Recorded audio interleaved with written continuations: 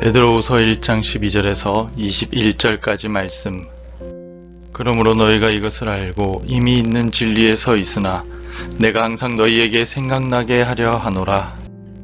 내가 이 장막에 있을 동안에 너희를 깨워 생각나게 함이 옳은 줄로 여기노니 이는 우리 주 예수 그리스도께서 내게 지시하신 것 같이 나도 나의 장막을 벗어날 것이 임박한 줄을 알미라.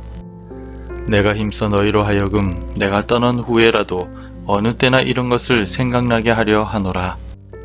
우리 주 예수 그리스도의 능력과 강림하심을 너희에게 알게 한 것이 교묘히 만든 이야기를 따른 것이 아니요 우리는 그의 크신 위엄을 친히 본 자라. 지극히 큰 영광 중에서 이러한 소리가 그에게 나기를 이는 내 사랑하는 아들이요 내 기뻐하는 자라 하실 때에 그가 하나님 아버지께 존귀와 영광을 받으셨느니라. 이 소리는 우리가 그와 함께 거룩한 산에 있을 때 하늘로부터 난 것을 들은 것이라. 또 우리에게는 더 확실한 예언이 있어 어두운 데를 비추는 등불과 같으니 날이 새어 샛별이 너희 마음에 떠오르기까지 너희가 이것을 주의하는 것이 옳으니라.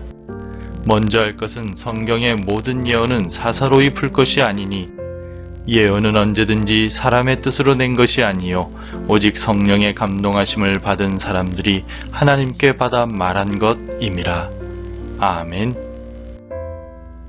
모든 사람은 왔던 길로 다시 돌아가야 합니다.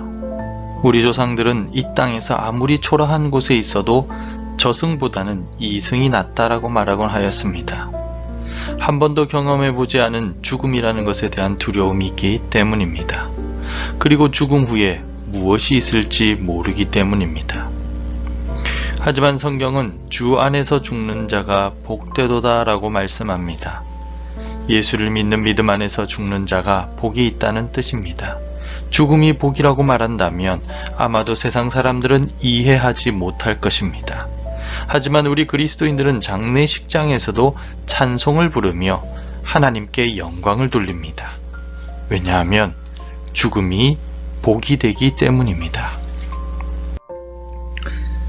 오늘 본문에서 베드로는 자신의 마지막 순간이 다가오고 있음을 느끼고 있습니다. 본문의 14절에서 이는 우리 주 예수 그리스도께서 내게 지시하신 것 같이 나도 나의 장막을 벗어날 것이 임박한 줄을 알미라. 예수 그리스도를 만난 이후부터 파란만장한 삶을 살았던 베드로는 이제 자신의 삶의 마지막 순간에 서서 베드로 후서라는 편지를 통하여 믿음의 후배들에게 권면하고 있습니다. 이 편지의 내용은 베드로 자신이 경험하고 지금껏 전하였던 어떤 상황이라 할지라도 예수 그리스도의 믿음 안에 거해야 한다입니다. 그래서 베드로는 마지막 순간, 유언을 남겨야 할 순간에 예수 그리스도에 대한 확신을 가질 것을 말하고 있습니다. 베드로는 혈기왕성한 사도였습니다. 거칠 것이 없는 사람이었고 뜨겁게 예수님을 사랑했었지만 또한 비겁하게 예수님으로부터 도망치기도 했던 사람이었습니다. 그러나 이제 주님 앞으로 갈 때가 되자 베드로는 당황해하거나 아쉬워하기보다는 담담한 모습을 보이고 있습니다. 우리 주님께서 명령하신 일이기에 죽음까지도 순종하겠다는 모습을 보여주고 있습니다. 죽음 앞에서 결코 쉬운 일은 아니지만 베드로는 믿음 안에서 담대하고도 침착한 모습을 보여주고 있습니다.